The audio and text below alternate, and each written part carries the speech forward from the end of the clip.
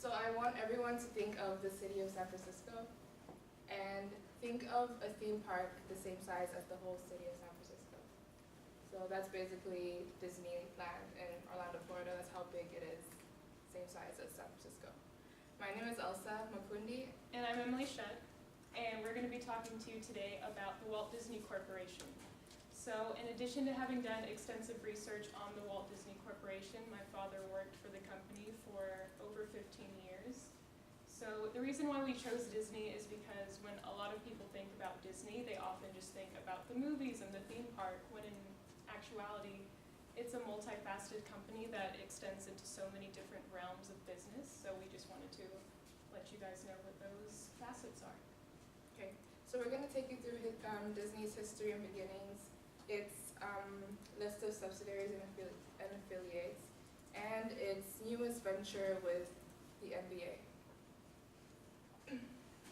So, according to the Disney website, Walt Disney founded the Disney Company on October 16, 1923, with the help of his brother, Roy O. Disney.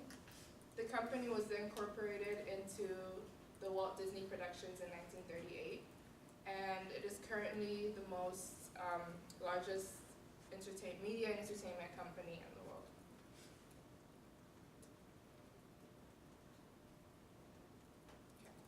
So the Walt Disney Company is a leading diversified international company, a family media and entertainment company which consists of 5 business segments, which are in media, of course, network, theme parks and resorts, studio entertainment, consumer products, and other interactive media.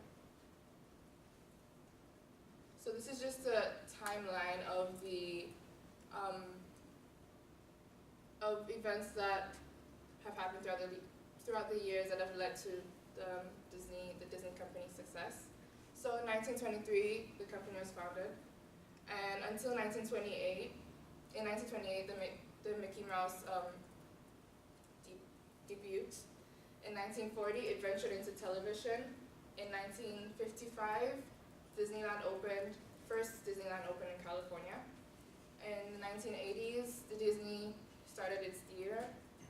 1990s, the Disney had a rebirth of their movies.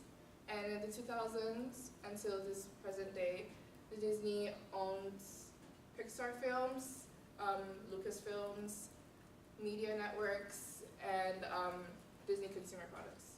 I'm going to pass it to Emily, and she'll tell you about their divisions and subsidiaries.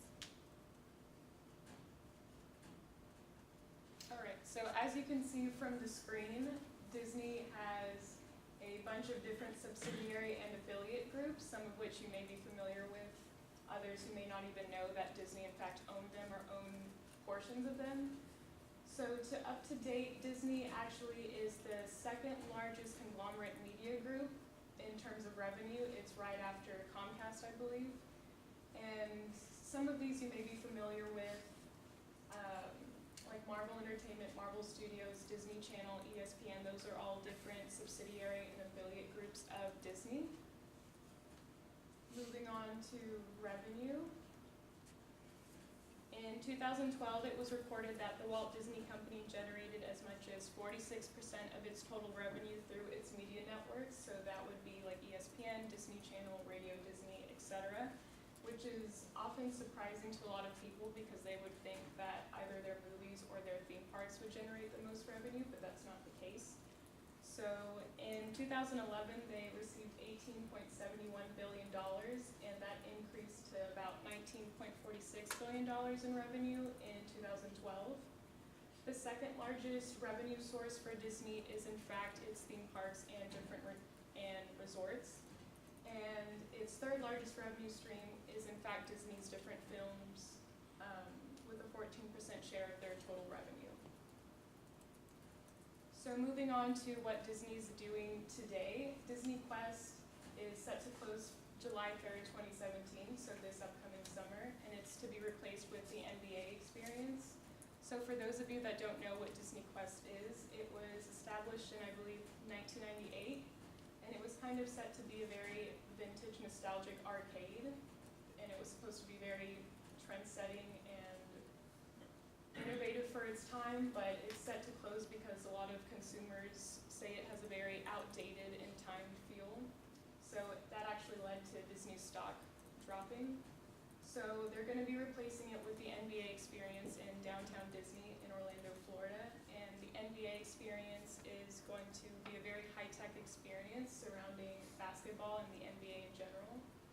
It's also going to have a retail store and a restaurant and different immersive video products.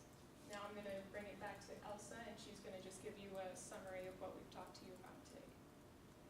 So we've looked into the company's history and background. We talked about their different divisions and subsidiaries, and we also gave you a brief summary of their recent annual earnings and market revenue. And lastly, we talked about how replacing Disney Quest with the new NBA experience resulted into an overall stock